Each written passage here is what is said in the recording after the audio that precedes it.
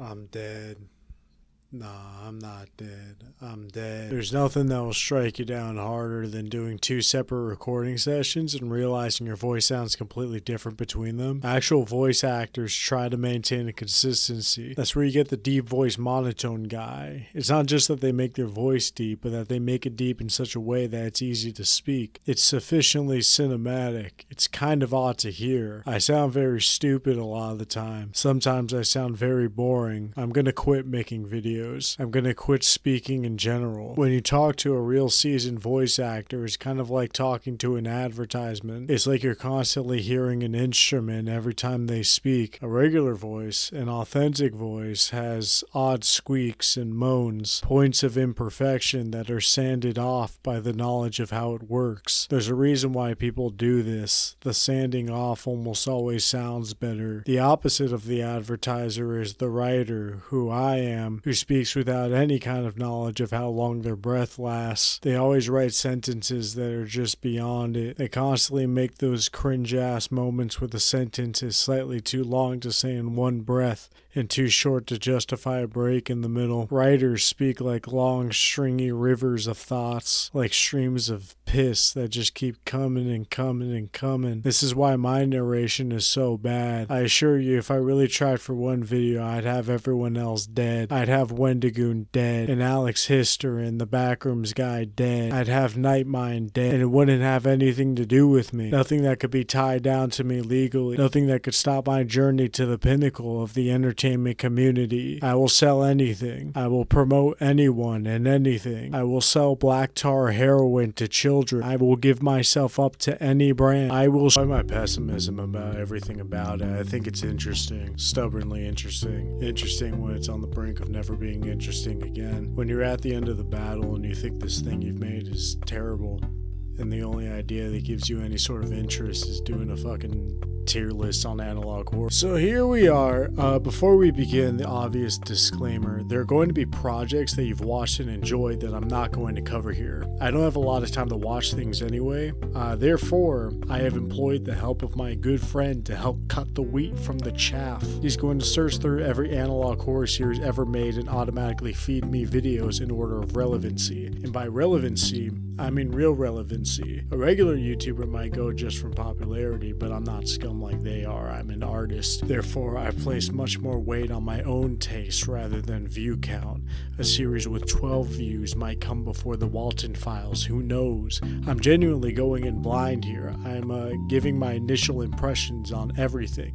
That way, this will be likely the first and only true Analog Horror ranking ever on YouTube. No bias, no malingering for popularity, no clickbait. If your series didn't get covered, then maybe you should consider getting your shit together. You need to start making real art instead of whatever kid shit you're doing right now. We've all got like 5 months before we die anyway. Just lock in for a bit. Do some angel hair shit. I don't know. What did she know? Why don't we find out? It's not the most popular series in Analog Horror, and it's far from the best, but it is certainly the most iconic. It is the model for like 90% of the videos you see today. When you imagine a stereotypical slop emergency service video, you're imagining something that was popularized by the Mandela Catalog. Even more than that, you're imagining an alternate. You're imagining a doppelganger who tries to murder you. You imagine something which appears to be human, which appears to be normal, but just has that element of wrongness to it that unravels the illusion. Alex Hister, still a teenager when he conceptualized the series, and who was going by the last name Gister when I found him, has a remarkable talent for directing, especially in the earlier, more basic volumes. You were able to see a remarkable ability to draw fear out of some very basic shots. His empty bedroom, his college dorm, some children's drawings, some public domain footage. I'm remembering the shot of the darkened window from the staircase, and the one of the entity at the top of the staircase covered by a black square being especially great. He can play with silence as well. There are these long stretches in his videos where he really tries to ramp up the horror with some shot reverse shots that are kind of alright. Though his videos can get boring after a while. I remember watching a bit of the first volume, I think, before making this video, and I was so bored by the halfway point that I clicked off to watch something else. The series, I've heard, gets better as it goes on, obviously, but like the parts that everyone pulls from are all in the beginning. It's simple. But if you give them 10 years or so, I think Hister can do some really great stuff. Or maybe the internet has already ruined his desire to keep doing this, considering he's produced something so popular when he's so young. I wouldn't be surprised. It'd be a lot healthier an exit than most creators get. And I know I'm talking like I have experience when A, he's older than me by like 5 years, and B, he had to deal with money rather than the little scraps of fame you get from being able to say, hey, I made stalking depression, but I'm low-key psychic when it matters, and I think it matters here.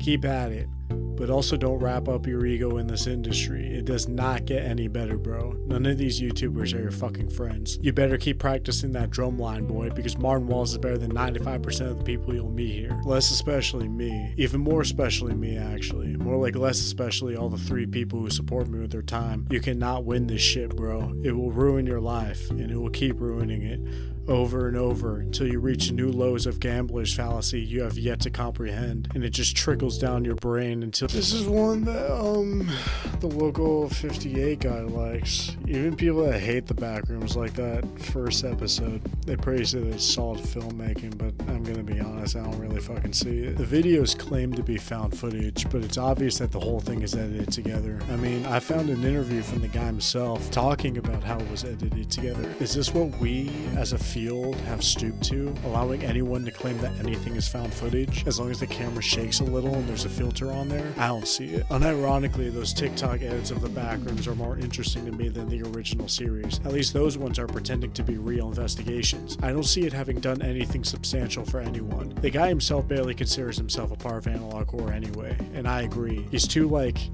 internet focused. He's not enough focus on the time before social media. It makes sense he'd be the first one to get a movie deal. He was made to make movies. Everyone eats up movies. Movies are everything to a lot of people. Videos are everything to me. I'll never forgive YouTube for what they did to videos. They made them into movies. Now I watch videos and they're more entertaining to me than movies are. That's probably the real reason I hate the Backroom so much. It looks like a movie. You have the short introduction and then the inciting incident, and they explore the middle for a bit, show the monster a little bit before they appear, and then there's a jump scare and the video ends. That's not how things appear in the real world. In the real world, or even in the fakeness of the video world, things are either on screen for too long or for too short. Things either jump at you before you get a chance to scream, or they wait to do anything for so long you don't even care if you die. There was a scene in The Horror Attraction by Paddington where I believe the protagonist is just sitting in this slow-moving car while the killer robot runs down the hallway towards them. And I think that could be something that really happened. I was watching that with my ass on fire, wondering why the guy didn't just step out of the fucking car and run. Like, run, bro. You're so much faster than this car, dude. But he doesn't. He sits in the car and the robot gets closer and closer. But the car is able to, it just edges forward enough to fall down, and then it drops and it brings the man to safety. That is the only good scene in all of analog horror. That is one of the best scenes on the internet in general. I've yet to see anything that's able to capture the feeling of gazing upon something visual or something digital that you know is all complete bullshit. I really wish y'all would stop bitching about everything nowadays being slop content. Y'all are slop audience members. Y'all are not giving shit in terms on your end. You're just receiving what you're paying for. You're paying 89 cents for a burger and wondering why it's squilling in the bag. Stop fucking complaining. Anyway,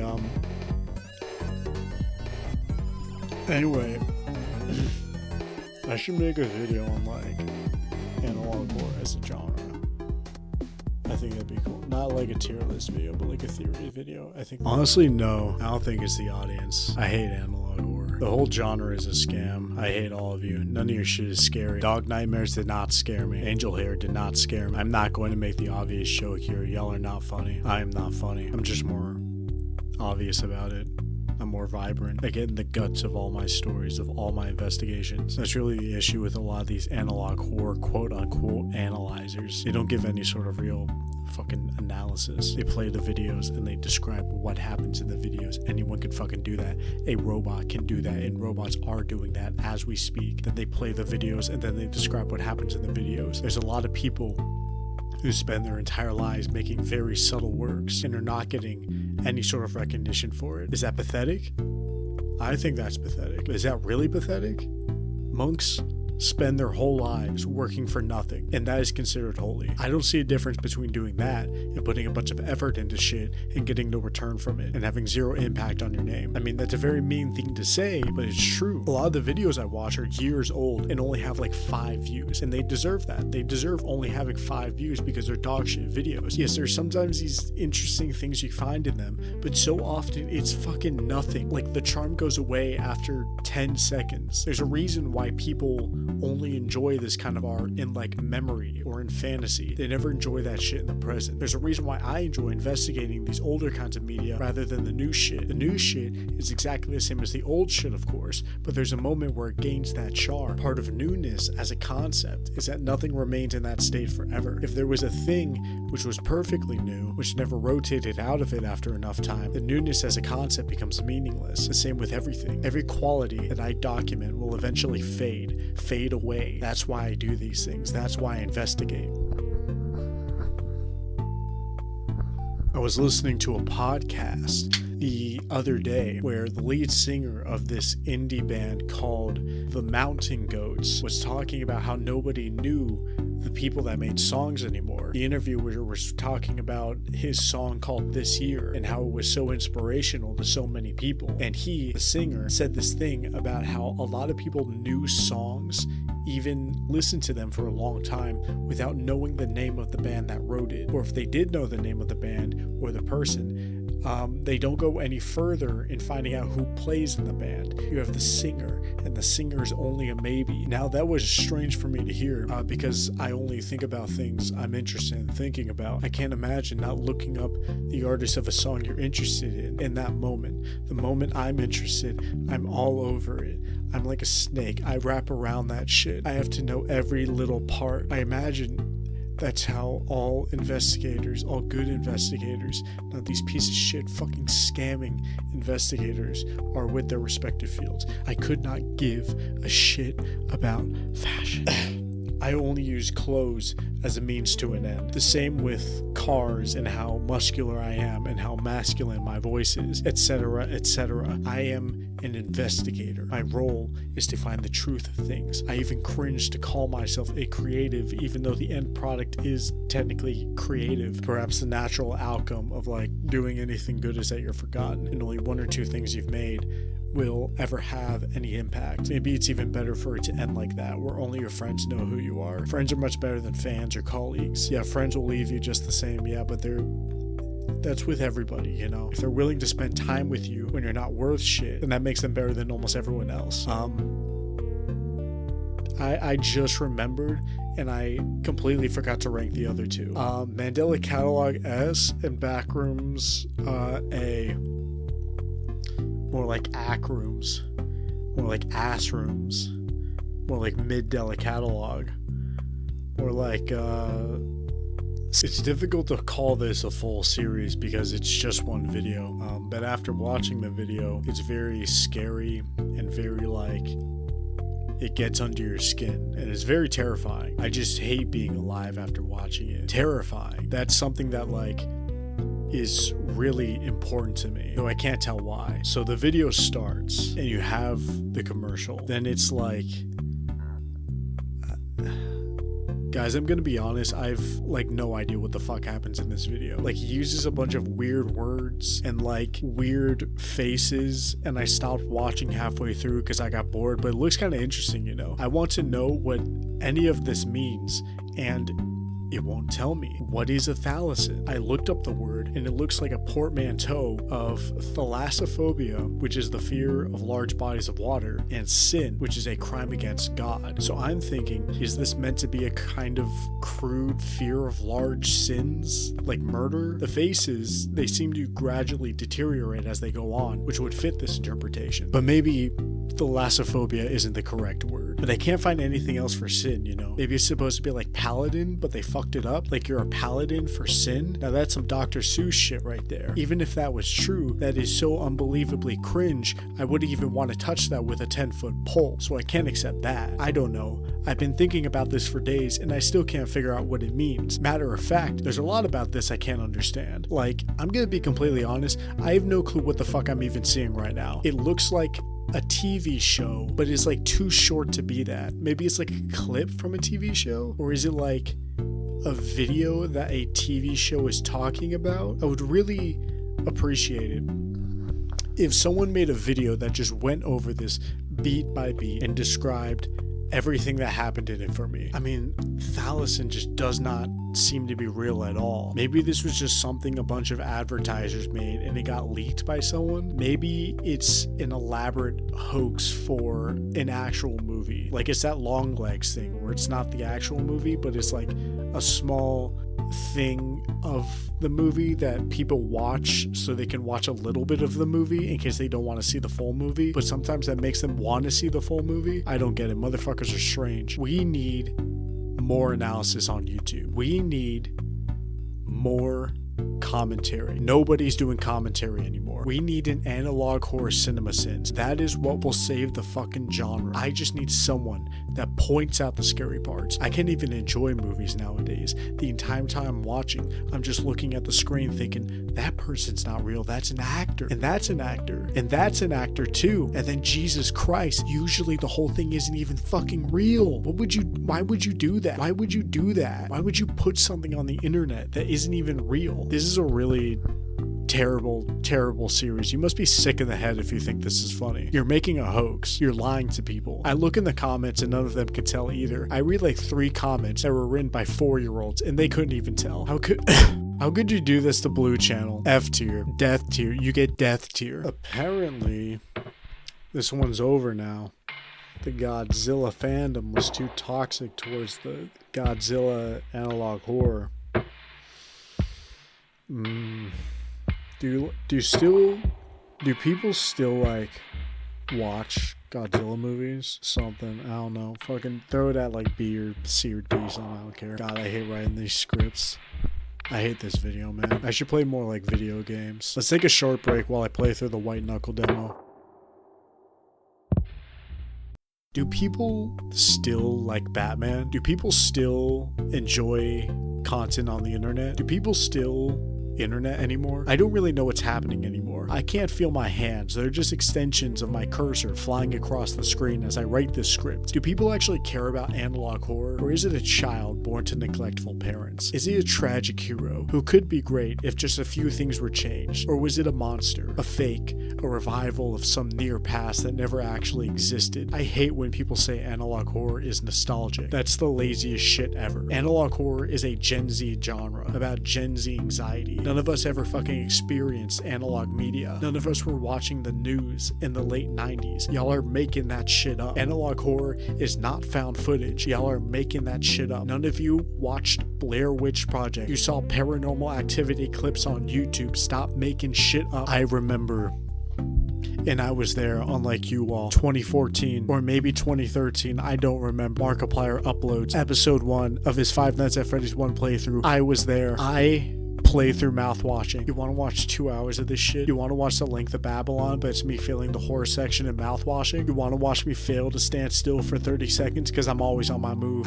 I cannot stand still for 30 seconds. I'm always on my move. You want to pay me in tens of millions of hours watching this fucking gameplay video? I can't even be mad. Movies suck ass nowadays. Movies require like effort for me to enjoy them. They suck ass nowadays. I hate streaming. I hate binge watching series. I have never binge watched a series and enjoyed it nowadays. I miss the commercial breaks, honestly. They actually forced me to pay attention to the episodes when they were on. Now everything is just one continuous loop of content and none of it matters to me anymore. I can't stand to watch Red Hat. That shit takes too much effort. Slenderverse is dead. That shit takes too much effort. And it sounds like Red. What a derivative ass bitch. What derivative dog shit. I hate Marble Hornets. The Marble Hornets intro sucks ass. Why would I spend my time relaxing from my hard day of doing nothing and watch nothing? I want to watch something. Shout out something. I love that shit. Actually, screw this video. We need more of that video. I want to see walls upon walls of just that one video repeated over and over again. That would make me happy. Anyway, this series is terrible. Don't fucking watch it. F tier. You know, what is the difference between game theory and all these trash YouTubers that came after it? Everyone that criticizes the React economy right now seems to have a soft spot for game theory. Is it a bit of hypocrisy? Game theory covers the same things that they all do. It's a conspiracy, obviously. Matthew Patrick isn't real. He was invented by YouTube to make kids think FNAF has a good story. Matthew Patrick was invented by YouTube to convince kids that FNAF is a real game. There was no FNAF game. That shit was never scary. It was just there for Markiplier to flex his face muscles and make a bad. And you're shocked now. You're shocked that it's dog shit. Wait till I get to the good parts. Well, some of these rogue agents would say that Game Theory presents the story but not the plot, while these other channels present the plot but not the story. Game Theory spoils just as much about the art as these other channels, but in their spoiling, they pay careful attention to make sure that they don't ruin the original experience. Sure, you know what it all means plot-wise, but just knowing the ending of a movie doesn't get rid of the experience of watching it for the first time. Some movies were meant to be watched several times over and gain additional levels of enjoyment each time. You watch a series, you see the Game Theory, then you watch it again. Better yet, Game Theory episodes in and of themselves are pretty entertaining pieces of content. The FNAF 2 theories, the highlight of the channel's history, rarely even showed bits of the game they were talking about. They always came in with this assumption that the audience knew something about the thing they were talking about. They didn't spell out the events like these bum channels do. They unravel mysteries. They seek the truth. An additional perk of this is that Game Theory's videos never run that long. The longest theory on record, the complete FNAF timeline, only runs an hour and a half. Not 8 hours, not 4 hours, not you Twitch streamer somehow managing to make the runtime even longer. There were no ad breaks, no mumbling rants, no shallow interpretations. It was even kinda entertaining at times. And I mean, is there any bigger red flag than a video being over 2 hours? You're telling me that I can either watch a fucking idiot that doesn't know anything about horror do react content for 2 hours, or I can watch an actual movie. And you're completely right. I'm still watching the react content. I mean, yeah, it was very debatable how much I wanted to involve real people into it because, well, for the obvious reasons, you know, I had a pretty strict policy on you know, how mean I could get to people, because of course there's some people that I mentioned that I don't like. There's some people that I mentioned that I think are like hacks completely, but that doesn't mean that like I'm just in a position to, you know, declare that this channel is dog shit and that this motherfuckers will be like, oh, the content is too scary for me. It's not too scary. It's that you're too lazy to put in even a modicum of fucking effort to getting your enjoyment. You're sick of this content because you're a baby bird being fed by food that's been chewed up and vomited into your mouth. There are channels nowadays like 4+ that take this one step further. If text appears on the screen, they read it out. If an image pops up, they describe the image. And at the end of every single section, they give a complete summary of what happened in that section. We're beyond the food being chewed up at this point. The food is being chewed up and swallowed by somebody else. Now the final boss is when a streamer releases a dog shit video reacting to that shit. So now somebody else is eating up the slop that was never meant for you in the first place. Even the effort that is being satisfied now is too much fucking work. You want to see somebody else get satisfied in your place, and they're not being satisfied. It's the ultimate laugh track. You know, the reason we enjoy laugh tracks is because we imagine somebody else is laughing in our place so we don't have to put in the effort. Now we have other people living our exact fucking lives. We're watching people sit at their desks for 12 hours a day doing fuck all, but giving the most languid ass commentary you could ever imagine to content that you will completely forget the next fucking morning. Analog Horror does not need to improve. It needs to run away from YouTube. There is no future in online video. There is no future in this dog shit discourse cycle of things that don't matter. God bless Kane Pixels for realizing that and going to a major studio, as every YouTuber should. Alex Hister, run to a major studio. There is nothing worth pursuing here. There is nothing to improve. There was nothing here in the first place. Analog Horror does not need to improve. Everyone needs to delete their channels immediately. B tier. It's not my personal taste, but I think it shows a strong imagination. This one is a like 3-second clip of some person standing inside of a dark room, it looks like. I think the creator saw it in a dream or a vision or something and decided to make it into an ultra short Analog Horror. The person is facing away from us. I don't know. I guess just throw it in S tier. I don't really care. I don't know why he showed me You know, I worry about the guy who made the boiled one phenomenon. It's always worrying when you get a bunch of attention when you're like 17. That's really the worst time in life to get any amount of fame. It like destroys a very crucial part of your development. The only time that I think you should get famous that early is if you're rich enough to avoid all the discussion. It's very safe to say if you've gone beyond the very surface of any kind of discussion around art criticism, that criticism is not for the artist, it's for the audience. The artist shouldn't listen to anyone else other than themselves when determining what to do for their next project, nor should they treat criticism as anything constructive. It's interpretative. It's a misinterpretation in the same way that all interpretation is misinterpretation. Even the artist themselves doesn't know what a piece means or fucking whatever. Really, the comments should be all viewed the same way. Just because one is written by a person and another is written by something else doesn't mean that they're not both equally not useful to the artist. Of course, if you're a YouTuber or an investigator, then that's completely different. Then the comments become exceptionally useful. But otherwise, it doesn't really matter. Anyway, I have hope for the boiled one guy, the guy whose name I've seen many times, but I'm willfully forgetting for the sake of this paragraph, doesn't crash out or read the comments or anything. I hope he has good friends around him that can shield him from that shit. It's really terrible because it's a problem that's impossible to avoid. Unless you literally have someone else upload the videos for you, you're going to be seeing comments whether you try to or not. You can really derail your career with that. I hate to say it because the idea of you being in total control of your actions is so desirable, but really you do end up becoming like your friends. You have to surround yourself with good friends if you want to be a good person. And of course that requires working with them and them working with you. That requires sometimes not being able to do what you want and sometimes doing exactly what you want. I really enjoy the way the creator of Petscop has gone about the fame he's gotten, mostly because I don't know anything about them. I don't even know their name. It was one time I'm sure I saw it because they made this one short story that a friend of mine narrated, but I don't have anything else beyond that. Not even the framework of a personality. That's how it should be, really. Artists should only make themselves visible through interviews with the commentary channels. I shouldn't be seeing them at all, or knowing what they look like, or knowing their opinions on anything important or trivial. And I love Petscop. I love how much work went into even the small things, the movement of the characters, the weird amorphous design of the player character, the strangeness of the creepy moments, the connections between videos, the later videos.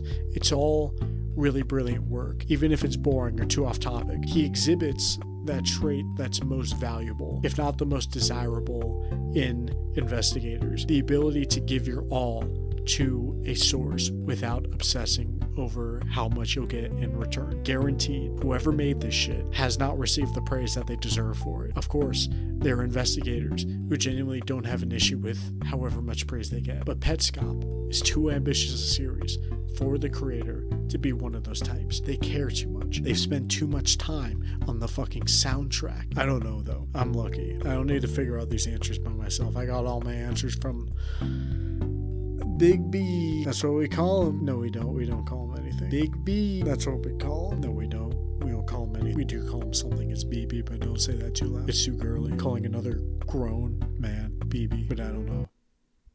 Hey, I wonder what would happen. Okay, I guess not. Petscop is an undeniable S tier. It's something that continues to inspire and intimidate creators to this day. I can only speak truthfully, or at least truthfully in part, for myself, but I know that whenever I watch Petscop, I just want to quit making videos altogether. Now, I don't really mean that. I'm sure the creator would hate for their series to have caused anyone to give up on their ambitions, but that's a good thing. It's not due to personality, but quality. Pure quality. He's infiltration. He's faker. Placeholder for another game. If we were being honest, if we were to give the greatest attention to the greatest work, it should be Petscop and like Interloper. Those are the icons of digital horror, rather than the Marble Hornets or anything Adult Swim ever made. The reason those latter two are much more successful, beyond the stated reasons, the lack of marketing, the lack of any kind of backing, the lack of any kind of production value, is because they spark so much interest in the eyes of other YouTubers. They are much easier to interpret. Unedited footage of a bear is very simple. It's an addiction narrative where the evil part of yourself destroys your life. It stands in like an action figure. It plays itself like a toy. People die and their blood looks like Play-Doh. Have you ever seen what it looks like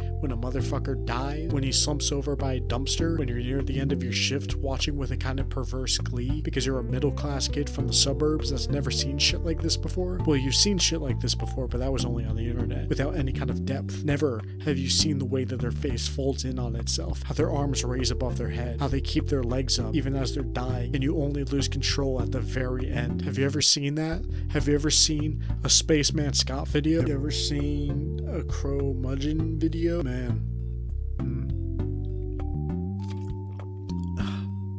You could just play this on for a bit.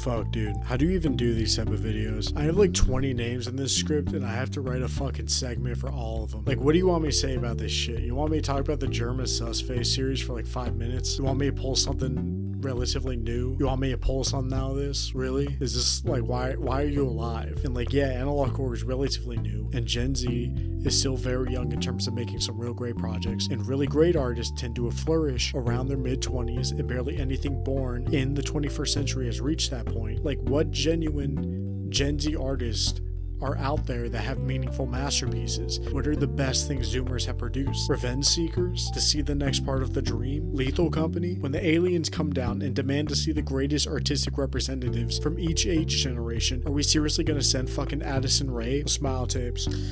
The smile tapes, bro. This is what we've come to. All caps smile and tapes.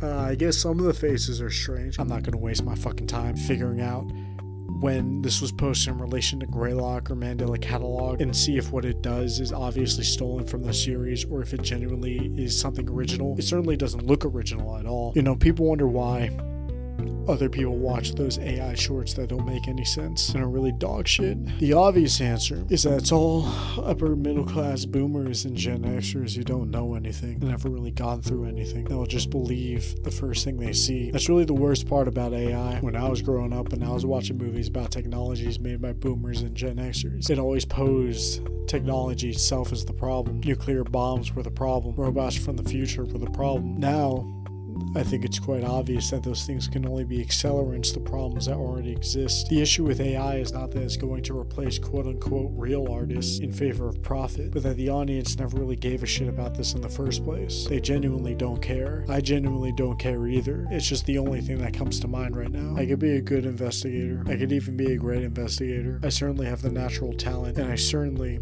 have the patience to learn, but I just don't care. Everything I've ever written for my investigation has been the first draft, the first take, the first everything, the first idea. Why the fuck would I give y'all any amount of effort when y'all are just gonna go watch the summaries in the first place? I haven't even watched any of these goddamn series. I just watched the summaries. I watch shit that is simple and direct because I cannot handle things that require any amount of unwinding. I hate dense shit.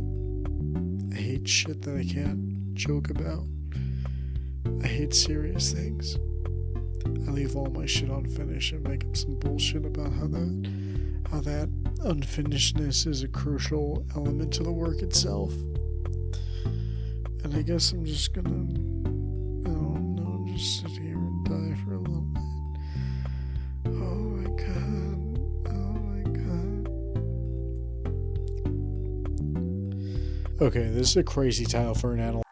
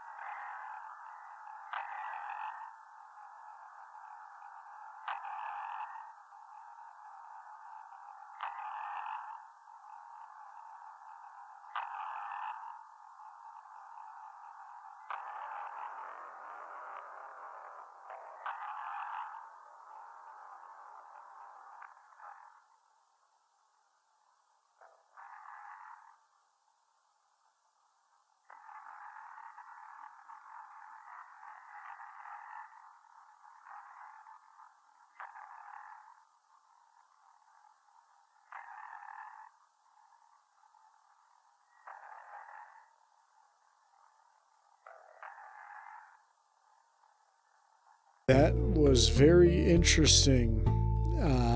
I'm still quite confused on what happened. If someone could just give me a quick explainer. I was watching this other video about some big thing in the sky, and I wasn't sure what it was. I was also doing something. It was like in one spot at one time and another spot at another time, and it was quite paranormal. If someone could give me a brief explainer on what that was. I just enjoy the sound of the voices going through my head. It gives me a nice pillow for my thoughts. It kind of drudges everything in mud, and the mud gives me support. That's all I'm really asking for anymore. It keeps me from moving anywhere, yeah, but I wasn't going nowhere anyway. I like the support. I was watching a series where this guy is walking across the rooftop with a gun. I was so frightened my computer was just going on its own. My monitor is right across the room from my bed, and I was laying there seeing it go from video game to video game, from series to series, and my eyes were blurry because I was half asleep and I couldn't tell any of them apart. It was so frightening. I had no idea what to say or what to do. I had no clue what this thing was trying to tell me. I would have really appreciated it if you were there. If you can make sure it didn't hurt me in any way. I wish you could look at the moon for me. Just stand there right in front of me so it won't hurt me. Just come on. Come on. Please, come on. Just a little bit. Just a little bit. I won't ask anymore. I won't ask at all. Just like, just work one time, and then it'll be okay. And then it'll be okay. Okay? Are you okay? Can you do that for me? Are you there?